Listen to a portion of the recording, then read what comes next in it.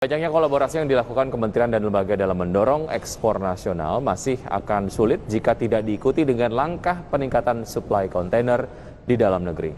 Asosiasi Logistik pun meminta pemerintah melakukan kebijakan nyata dalam mengatasi persoalan kelangkaan kontainer yang kini juga telah berimbas pada pasokan kontainer domestik.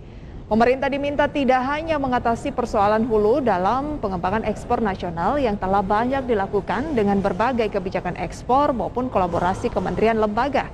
Asosiasi Logistik dan Forwarder Indonesia atau ALFI Jakarta menjelaskan bahwa kelangkaan kontainer ekspor telah merambat kepada kelangkaan kontainer domestik.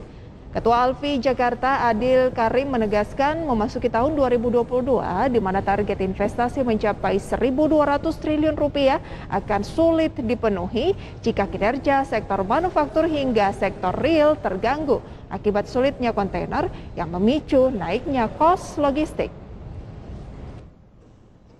Ini pemerintahnya melalui baik perhubungan maupun Kementerian Luar Negerinya sebenarnya bisa bicara di asingnya, di MLO-nya di luar negeri, di global. Kalau di sini kan sebenarnya hanya agen-agen MLO saja. Supaya apa? Kita bisa menyelesaikan paling tidak dengan adanya pertumbuhan yang target investasi direncanakan 1.200 triliun itu bisa ditopang dengan pergerakan transportasinya yang baik.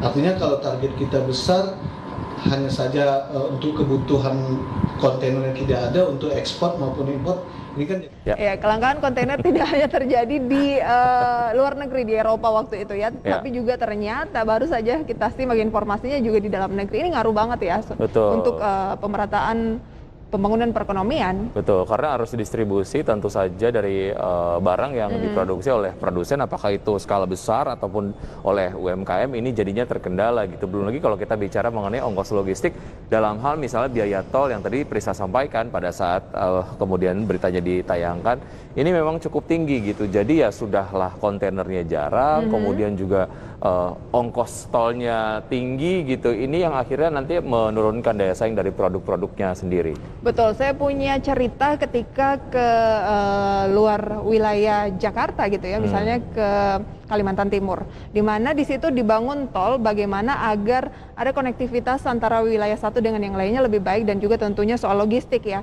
Tapi untuk durasi perjalanan sekitar 1,5 jam saja, yang saya lupa gitu ya kira-kira berapa kilometer, ternyata harga tolnya itu lebih dari 100.000. Itu kan sebenarnya tapi mungkin ada hitungan lain ya jika itu berupa kontainer bukan kendaraan pribadi. Jadi cukup costly, atau mungkin ada biaya investasi yang memang harus dikembalikan terlebih dahulu. Kalau sudah ketemu break even point-nya mungkin bisa lebih murah lagi.